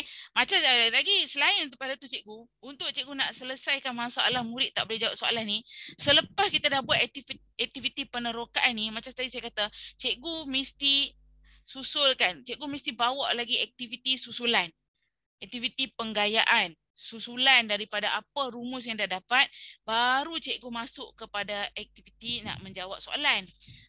Jadi supaya, macam tadi saya kata, cikgu ingat dari aktiviti penerokaan ni, supaya pelajar boleh membuat perkaitan daripada apa yang dia teroka tadi, dia boleh membuat perkaitan dengan soalan yang kita nak bagi. Okey? Ya, betul. Mungkin kena libatkan soalan penyelesaian masalah menggunakan. Okay. Baik, terima kasih kepada Dr. Muhammad Zairul. Okay. Kenapa? Betul, memang betul. Kita kena libatkan soalan penyelesaian masalah. Tetapi cikgu, kenapa saya tak masukkan di sini? Kerana kita berbalik-balik kepada saya punya standard pembelajaran. Standard pembelajaran saya waktu ni, saya nak pelajar dapat create rumus je dulu. Kalau cikgu tengok buku teks form 1 tu, selepas itu dia akan selesaikan. Jadi apa pun cikgu, masa dia nak selesaikan tadi cikgu mesti settle yang ni dulu. Cikgu mesti settle standard pelajaran ni. Kalau standard pelajaran ni cikgu tak settle, cikgu terus jam tu, okey. Masuk kelas terusnya, okey jom kita selesaikan masalah. Semalam belajar rumus kan? Dah tahu kan rumus teorem Pythagoras kan? Okey jom kita selesai masalah. Sebab tu saya kata, sebab tu kita mesti ada aktiviti susulan. Aktiviti susulan ni bagi dia direct question dulu. Kalau cikgu perlukan banyak direct question, cikgu bagi banyak direct question. Sampai kepada dia boleh menyelesaikan masalah tu. Okey? Okey. Maknanya murid yang tak dapat jawab tu atau tak dapat memenuhi expectation kita tu masih dalam hasil sama dengan murid lain melalui penggayaan. Maknanya guru jelaskan apa yang sepatutnya mereka. Yes, betul cikgu. Okey? Maknanya guru jelaskan apa yang sepatutnya mereka dapat sebelum latihan. Betul ke? Ya. Okey? Kadang-kadang cikgu, contohnya kan, kita sekarang ni kan dah ke arah kepada buat pembelajaran terbeza kan, pembelajaran terbeza. Dan cikgu akan dapati dalam kelas tu, pasti akan ada murid yang dapat inquiry cikgu ni. Akan dapat. Okay. Cuma berapa persen tu kita tak boleh ramal lah. Tapi kita tahu mesti akan ada yang dapat. Tapi yang tak dapat ni, masa ni kita akan mulakan dengan pembelajaran terbeza tadi. Pembelajaran terbeza tadi, maka cikgu bolehlah, at least cikgu percaya cakap saya ada pelajar macam tu yang dia tak faham pun, tengah nganga dalam kelas bila kita buat aktiviti ni. Ya, dia pun tak mau ambil tahu pun. Kan, dia kata dia tak faham pun. Jadi, waktu tu saya at least saya tahu ada pelajar yang dah dapat. Tak apa. Kita masih lagi duduk dalam kumpulan dan saya akan buatlah pula lembaran kerja ataupun latihan-latihan yang direct dulu. Direct means saya nak dia tahu apply dulu. Okay. Bila dia apply maksudnya dia dah actually walaupun dia buat aktiviti ni, dia hanya tahu okay, at last kawan dia akan dapatkan C02 sama dengan A02 tambah B02. Tapi bila kita nak tahu adakah dia boleh apply rumus tu tadi kalau dapat soalan sebenar, saya bagilah aktiviti 2. Kalau aktiviti 2 ni tak cukup, cikgu bagi lagi.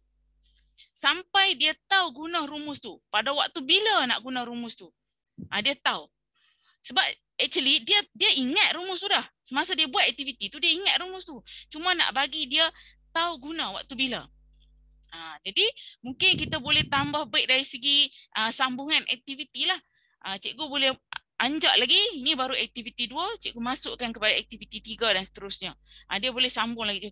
Cikgu sambung aktiviti 3, cikgu sambung seterusnya sampailah terus kepada aktiviti menyelesaikan masalah. Itu sekadar cadangan lah cikgu. Tapi saya pun tak terfikir nak sambung tu. Sebab saya fikir masa tu kan dah hujung sangat. Dah hujung dah nak tutup sekolah dah. Tapi saya still nak buat. Saya nak try. Cuma saya minta cikgu kalau ada cikgu tambah baikkan. Okay. Ini setakat yang ikut standard pembelajaran saya. Okay. Mungkin cikgu Mahathir Tani ni ada nak tanya kot? Okay. Ataupun Assalamualaikum. Waalaikumsalam. Okay. So sekarang cikgu jom kita hands on. Tapi kali ni saya pilih tajuk lain pula. Okay, tapi masih lagi dalam tajuk 3 kata. Macam tadi saya kata, kriteria kita selain daripada kita nak pilih teorem Pythagoras, maybe kita boleh pilih tajuk lain. Okay, so sekarang ni cikgu boleh pilih tajuk apa yang cikgu nak. Cikgu just buka buku teks, cikgu cari mana-mana aktiviti penerokaan. Kalau cikgu nak ikut saya, jom kita buat bersama-sama lah. Okay, nanti lembaran kerja cikgu tu cikgu boleh uploadkan dalam Google Drive. Okay, supaya saya pun boleh tambah baik. Cikgu-cikgu lain pun boleh ambil lembaran kerja tu dan boleh guna. Okey, so apa saya nak buat ini, cikgu boleh memilih mana-mana aktiviti penerokaan dalam buku matematik tingkatan 1. Berdasarkan aktiviti yang dipilih, bina lembaran kerja yang sesuai mengikut tahap murid. So saya ambil tajuk gandaan sepunya JSTK lah. Okey, kalau cikgu tengok kat sini, dia menerang. Standard pembelajaran dia menerang dan menentukan gandaan sepunya bagi nombor bulat. Okey.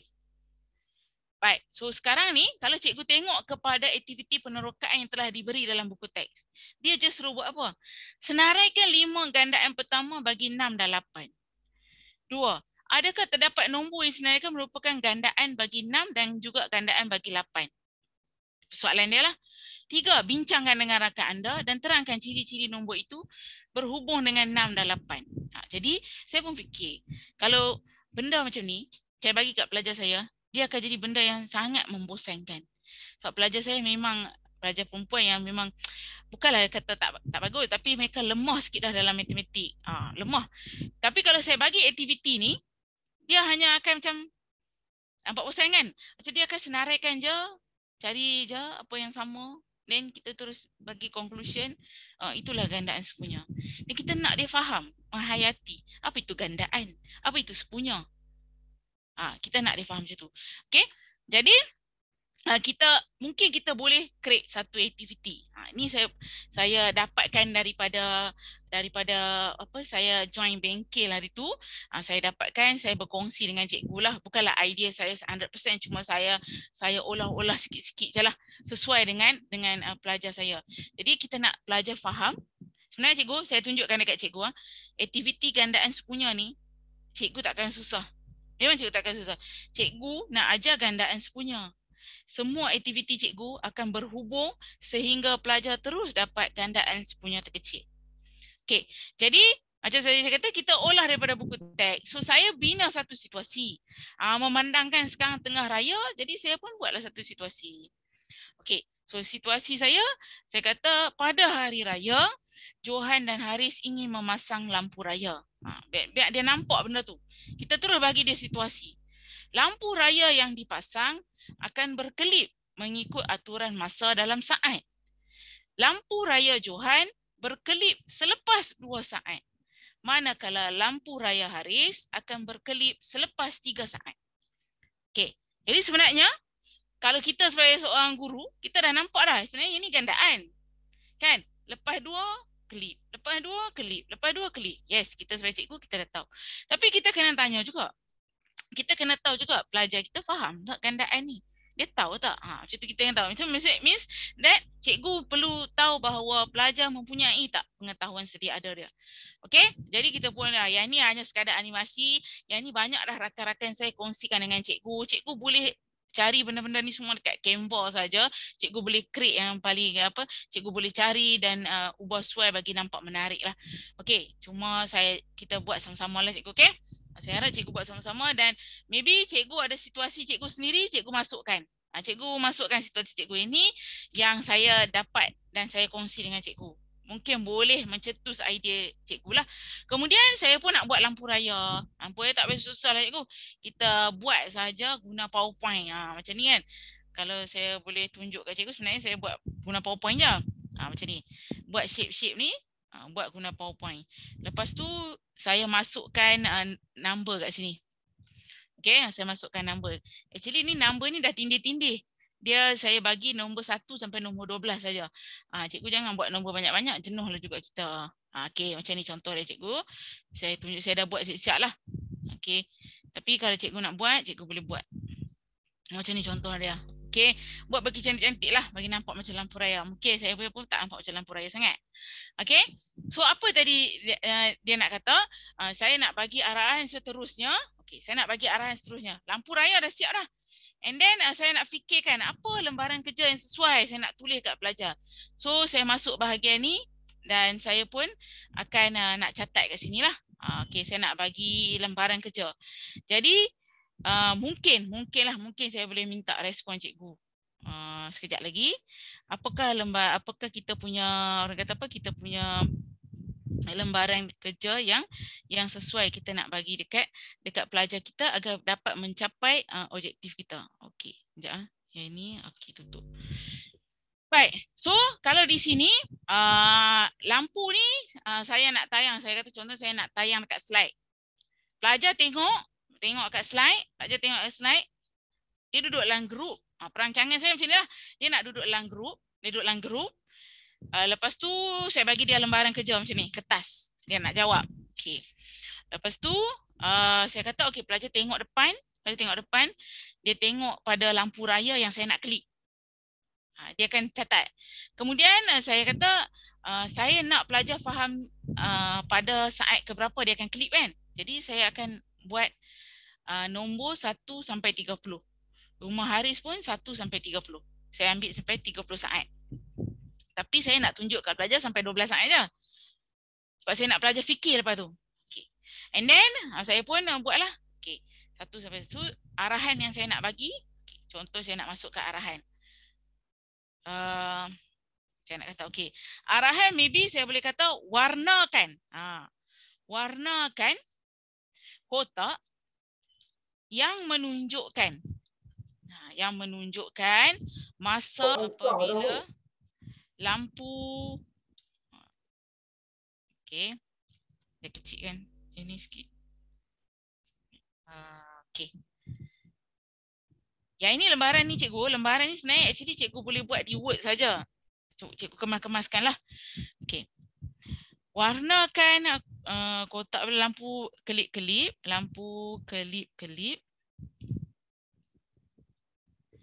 okey, berkelip di rumah Johan dan Haris. Okey, di rumah Johan dan Haris. Ini cara kita nak bina kita punya lembaran kerja. Okey, ambil masa sikitlah cikgu, tak apa, tapi maybe takkanlah nak siap by today kan, tapi cikgu boleh dapatkan idea daripada situlah. Okey. So dan rumah Haris. Okey, dari saat pertama hingga 12 je. Saya nak buat sampai 12 je. Hingga saat ke-12. Okey. Jadi ini adalah arahan kedua lah. Tadi situasi. Okey, situasi. Kemudian dah ada arahan. Jadi pelajar perlu warnakan. So dia dah ada template ni, dia akan warnakan. So kita pun tayang. Okey, sekarang kita tayang. Kan? Kita tayang. Then kita start klik. Kita tengok, okey, kamu tengok saat pertama. Ada tak lampu yang berkelip? Oh, mereka akan cakap tak ada, cikgu tak ada. Ramai akan jawab lah. Kemudian kita tengok saat kedua. Ada tak lampu yang berkelip? So, bila ada lampu yang berkelip, maka pelajar akan color lah. Contoh macam lembaran ni kan, dia akan color.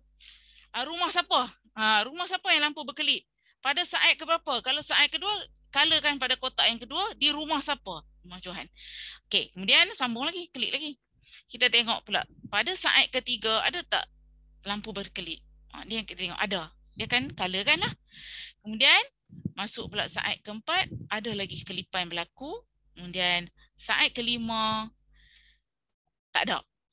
Okey, saat kelima dia tengok tak ada lah lampu yang berkelip. And then masuk saat keenam, okey, masuk saat keenam dia perhatikan. Biar dia perhatikan, biar dia color, biar dia yang akan buat kesimpulan nanti. Kita jangan beritahu, biar dia tengok. Kamu tengok je, cikgu beritahu je. Tengok je saat keenam tu ada tak lampu berkelip? Rumah siapa? Color kan. Kemudian masuk saat ketujuh. Tak ada kelipan. Masuk saat ke-8. Okay, dia akan tengok. Oh, ada kelipan lah kot. Okay, saat ke-9. Okay. Dan saat ke-10. Okay. Kemudian seterusnya saat ke-11. Dan seterusnya saat ke-12. Okay. So, nampak tak cikgu? Asalnya buku teks tadi penerokaan senaraikan je. Senaraikan gandaan 6, senaraikan gandaan 8, kemudian bincangkan. Tapi kita olahkan kepada satu situasi yang menarik. Saya tak kata cikgu, saya tak kata mesti pilih lampu kelip-kelip. Cikgu mungkin boleh pilih apa-apa situasi harian yang melibatkan gandaan. Cikgu boleh pilih, tak ada masalah. Okey? Okey, ini salah satu contoh lah sebab saya ada pergi bengkel itu, saya dapat saya share je. Saya share. Okey, kerana saya kata kalau kita tunggu nanti bila nak share kan, dah ada baik kita share. Maybe mungkin sekarang cikgu pun tengah masuk dalam tajuk ni. Mungkin lepas ni cikgu boleh ada idea nak buat. Okey. Lepas tu pelajar dah dapat dah kan? Pelajar dah dapat sampai saat ke-12 kalau cikgu tengok. Tapi kita buat lebih sikit. Kita buat sampai saat ke-30. Lepas kita buat saat ke-30, sebab apa? Sebab apa kita berhenti di 12? Sebab kita boleh tambahkan soalan. Kita boleh tambahkan soalan. Contoh arahan seterusnya. Arahan seterusnya mungkin kita kata seterusnya. Okey, seterusnya warnakan kotak yang menunjukkan masa apabila lampu kelip-kelip. Okay, lampu saya tak boleh sempang cikgu, nanti bagi nak cepat sikit. Berkelip di rumah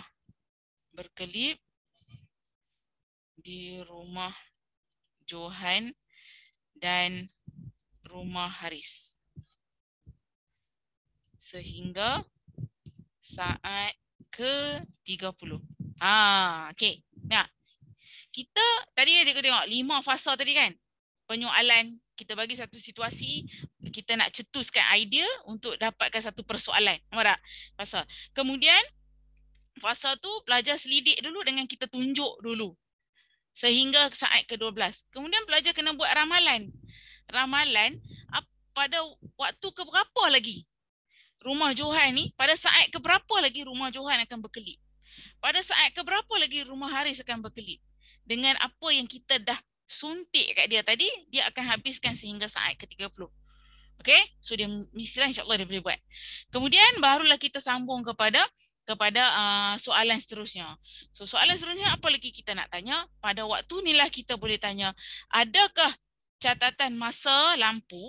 Adakah catatan masa lampu berkelip di rumah Haris dan rumah Johan mematuhi sebarang gandaan tertentu? Dan tak silap saya, untuk tajuk gandaan ni, pelajar ada faham tentang konsep gandaan ni. Jadi berdasarkan apa yang dia lorek ni pun, dia faham bahawa tiap-tiap lompatan dua tu berlaku kelipan pada rumah Johan. Kalau lompat 3-3-3, pelajar saya lah dia jawab je. Cikgu, kalau lompat 3-3-3 tu rumah Haris yang berkelip. Okey. Jadi kita mulakan dengan persoalan itulah. Adakah catatan masa lampu berkelip di rumah Haris dan rumah Johan mematuhi sebarang gandaan tertentu? So, kita suruh dia jelaskan. Kita jangan bagi dia jawapan. Kita minta dia yang buat. Tak apa. Inquiry ni belum tentu betul. Biar pelajar teroka. Okey. Kemudian masuk yang seterusnya lagi. Ini saya tak catat lah cikgu. Nanti cikgu boleh tambah baikkan. Cikgu boleh buat nanti saya kalau sempat saya akan masukkan dalam Google Drive juga. Berdasarkan aktiviti yang dijalankan, apakah yang anda faham dengan istilah gandaan suatu nombor? Maksudnya pada waktu ni saya just nak murid boleh explain apakah gandaan berdasarkan situasi kita bagi tadi. Dia pun akan explain dalam bahasa dia lah. Gandaan tu apa? Tapi lepas dia dah tulis, contoh cikgu akan dapati pelajar kita akan tulis dalam bahasa-bahasa kampung kan. Bahasa-bahasa pasar dia akan tulis lompat-lompat macam pelajar saya lah. Oh dia lompat-lompat dua cikgu. Tapi dia lompat-lompat dua tu betul fahaman dia. Cuma kita nak perkukuhkan lagi dengan kita kata takkanlah kamu nak jawab. Esok kalau orang tanya, takkan kamu nak jawab oh lompat-lompat dua, lompat-lompat tiga. Jadi kita boleh cerita tentang dia tambah. Kamu perasan tak dia tambah? Betul cikgu dia tambah. Dia tambah berapa? Contoh kita tanya rumah Johan. Tambah apa? Tambah dua cikgu. Jadi kalau semua yang duk tambah dua, sebenarnya dia telah ada pengetahuan sedia ada. Iaitu dia panggil itu sebagai penambahan berulang. Dia dah belajar. Dia dah ada pengetahuan tu. Kita je nak inject balik idea dia tu bagi dia dapat balik, sampai balik. Okay? So kita memang akan ada jawapan yang berlainan. Okey, untuk saya tengok soalan sekejap. Adakah teknik ini boleh meningkatkan daya ingatan murid untuk menjawab soalan dengan betul ketika persaingan? InsyaAllah cikgu memang setakat yang saya buat. Bukan saya kata semua. Saya tak kata semua. Saya tak kata pun kita buat aktiviti ni boleh menyebabkan semua murid berjawab peperiksaan. Akan ada juga kelemahan. Tetapi cikgu, apa setakat saya buat ni, lepas saya ada juga jalankan aktiviti gandaan ni sikit dengan pelajar saya. Dan memang mereka ingat jangka masa yang panjang. Bila mereka ingat situasi lampu kelip-kelip tadi. Memang saya ada buat. Sebab saya dapat daripada bengkel tu saya share, saya balik, saya buat dengan pelajar. Sebab benda dia dah belajar kan. Tapi masa dia dah belajar, masa saya ajak gandaan ni macam ni, dulu saya ajak secara biasalah. Tu bila saya balik bengkel tu saya dapat idea. Mereka ajak macam mana kita nak buat tajuk gandaan ni, nak perkukuhkan ingatan murid ni, saya pun buat. Bila saya buat, baru ni saya jumpa lagi pelajar tu kat tingkatan 2. Saya tanya lagi. Ingat lagi tak pasal rumah Haris dengan rumah Johan? Ingat cikgu. Ingat. Apa yang kamu belajar kat situ? Gandaan cikgu. Dia kata macam tu. Tapi bukanlah saya kata, bukan saya nak puji idea saya tak. Saya nak kata tak semua pelajar akan ingat. Tapi cikgu, saya kata cikgu, satu benda yang kita buat tu hasil takkan nampak dalam sehari dua. Mungkin dia akan ambil masa sikit. So maybe cikgu boleh cubalah. Okey. Tapi memang inquiry ni memang dah ramai dah yang buat. Memang dia dah luar negara pun banyak yang menggunakan matematik ni, menggunakan aktiviti inquiry ni memang ingatan jangka panjang. Inquiry memang untuk ingatan jangka panjang. Okey, so saya harap menjawab persoalan cikgu. Okey. Itulah bagaimana kita nak buat lembaran kerja. Jadi cikgu, biar lembaran kerja cikgu tu menjurus kepada pertama objektif cikgu. Cikgu nak pelajar apa? Cikgu nak pelajar boleh menerangkan dan menentukan gandaan sepunya. Tadi cikgu tanya dia gandaan. Lepas tu cikgu nak dia faham apa pula sepunya. Kalau dulu kita just bagi tahu, oh sepunya tu kamu ingat, sepunya tu sama. Saya bagi tahu benda tu. Sepunya tu sama. Kamu tengok dua-dua ni, senarai dua-dua ni sama yang mana? Tapi inilah penerokaan. Biar dia jumpa sendiri. Cikgu, kalau cikgu pun sekalipun, saya beritahu cikgu, kalau cikgu sekalipun, kita, kalau benda tu kita alami sendiri, cikgu akan ingat tak dengan tempoh yang lama? Itu cikgu boleh jawab sendiri lah kan? Kalau kita, sesuatu benda tu, kita buat sendiri. kita buat sendiri, kita jumpa sendiri hasil kajian kita. Kita kaji, kita buat dan kita jumpa. Memang dia akan ingat cikgu. Yes, betul Cikgu Nazimah. Memang kita akan ingat. So kalau kita ni cikgu yang dah tua-tua ni, okay, pun kita buat satu-satu benda yang kita hands on, yang kita buat sampai kita jumpa, memang dia akan ingat satu jangka masa yang panjang. Okay, jadi apatah lagi pelajar kita. Memang dia akan ingat, insyaAllah. Cumanya yang kita risaukan pelajar tak boleh jawab dalam exam tu kenapa?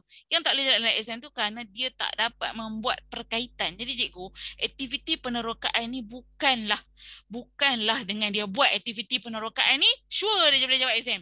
Tak cikgu, aktiviti penerokaan ni untuk mencetuskan idea dia yang dia cari sendiri.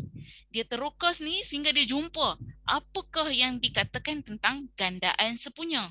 Itu je kita nak. Supaya dia ingat perkataan gandaan sepunya. Itu je sebenarnya.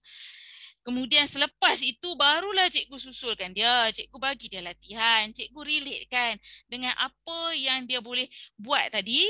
Dengan apa yang dia boleh buat tadi, cikgu relatekan balik dengan soalan. Cikgu jangan tinggal dia dengan, dia dah faham dah gandaan sepunya, maksudnya objektif saya tercapai hari ni dan pelajar faham. Tak cikgu, dia takkan faham. Kecuali cikgu, dia dah faham gandaan sepunya, cikgu tolonglah.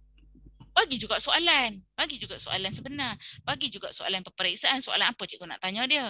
Cikgu kena bagi supaya dia punya otak tu boleh berhubung di antara apa yang dia dapat tadi melalui aktiviti inquiry tadi dengan apa soalan yang cikgu nak tanya dia yang dalam peperiksaan.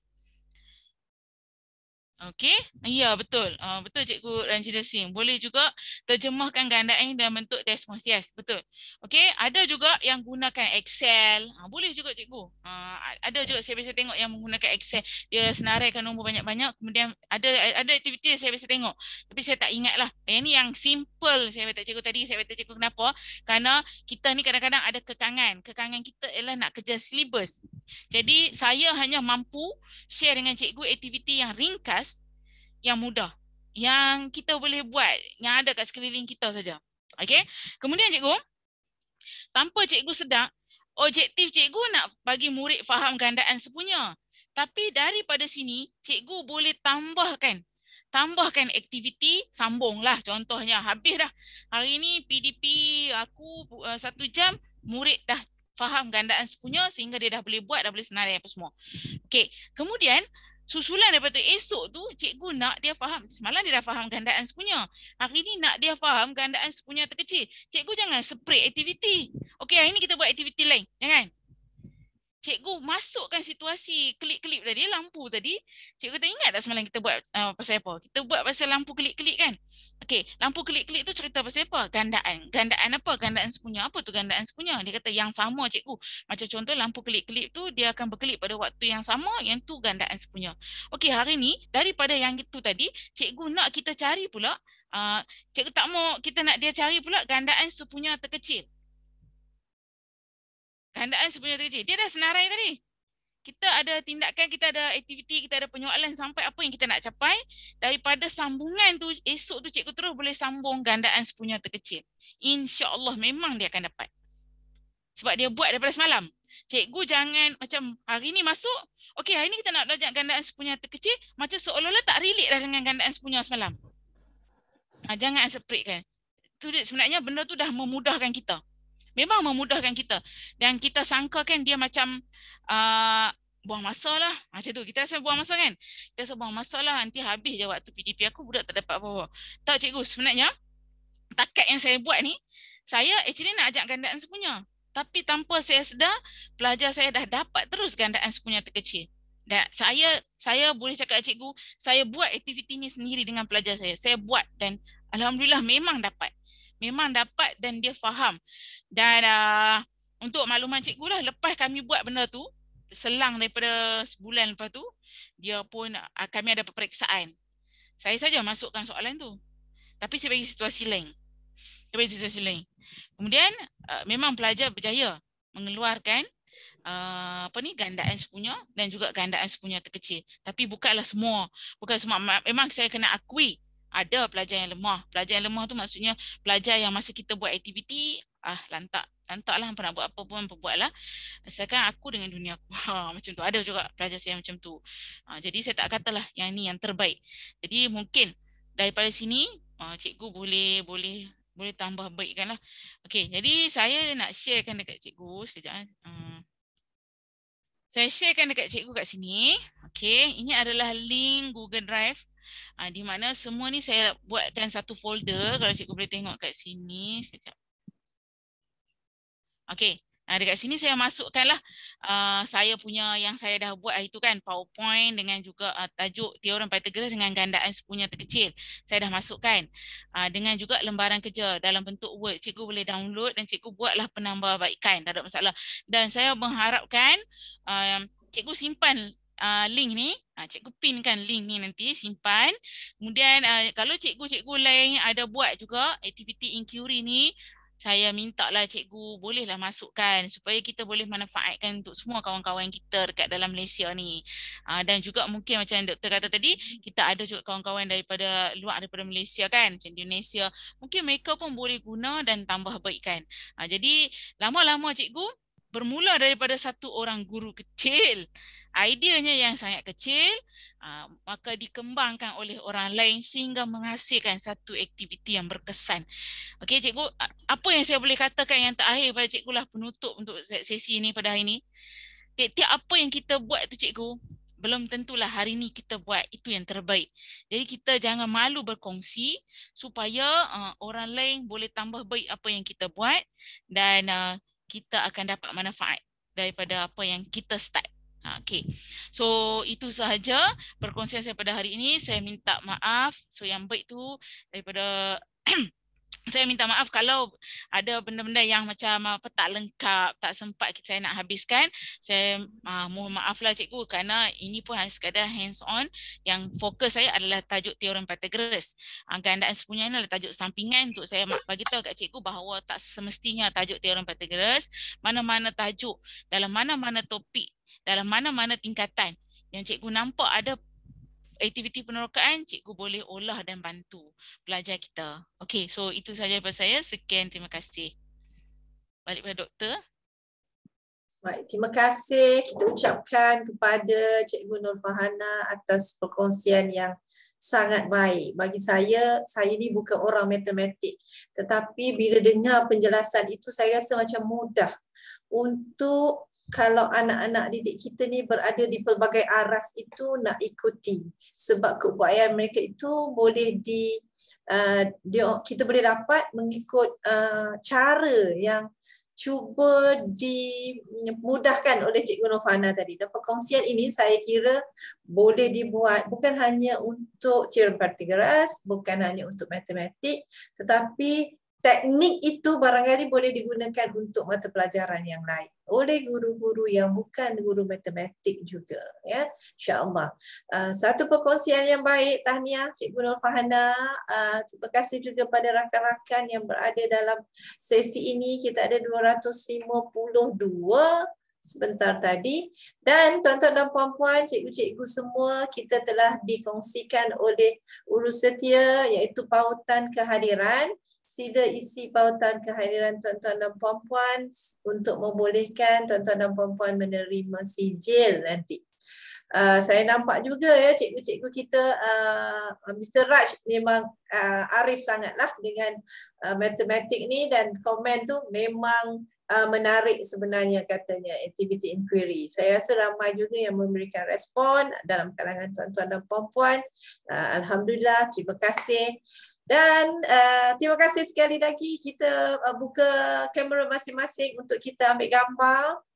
Silakan bukakan kamera masing-masing untuk membolehkan kita ambil gambar pada hari ini sebelum kita akhiri sesi. Masing-masing boleh sentiasa senyum supaya saya dapat ambil gambar ni. Juga mungkin Pak Ana juga boleh ambil gambar. Senyum. Okey, teruskan. Ada banyak page dah ni. Sekejap. Page tu. Saya tahu waktu ini masing-masing dah nak balik kan. tak apa. Yang penting ilmu itu kita dapat sama-sama. Sedikit sebanyak boleh membantu kita untuk sesi mengajar kita. Pada minggu depan, kita akan bertemu juga dengan seorang lagi yang akan berkongsi dengan kita, tuan-tuan dan puan-puan, pada 20 hari bulan Jumaat minggu depan, kita akan bersama-sama dengan Cikgu Nur Hafizan binti Abdul Wahab dengan tajuk Integrative Teaching Model. How to make it real, tajuknya. Tapi kita akan tunggu pada hari tersebut untuk membolehkan kita tahu apa isi kandungan atau konten yang nak dikongsikan bersama-sama dengan kita. Telah ada pautan di situ, tuan-tuan dan puan-puan boleh daftar untuk menyertainya dan nanti kita akan terima email, link dalam email tuan-tuan dan puan-puan. Dalam ruangan chat kita ada dah, boleh isi dalam link tersebut untuk membolehkan kita ikuti pada minggu hadapan. Tuan-tuan dan puan-puan, saya sangat yakin kita boleh sebar luaskan supaya rakan-rakan kita yang lain juga boleh mengikuti siri ini dan sesi ini. InsyaAllah. Dia tak lama kan, sejam setengah dah petang, sambil-sambil tu kita dah boleh dapatlah ilmu yang bersama-sama. Terima kasih sekali lagi kepada penceramah kita pada hari ini, Cikgu Nur Farhana Pawanteh, atas kesudian dan perkongsian ilmu yang diberikan. Terima kasih kepada tuan-tuan dan puan-puan, pengetua, guru-guru, rakan-rakan dari Semenanjung dan Indonesia yang bersama-sama pada hari ini. Moga kalian berada dalam keadaan sihat dan sejahtera, boleh menjalankan tanggungjawab dengan sebaiknya. Kita jumpa lagi pada minggu hadapan, InsyaAllah pada hari Jumaat jam 3 hingga 4:30 petang. Terima kasih. Assalamualaikum. Bye.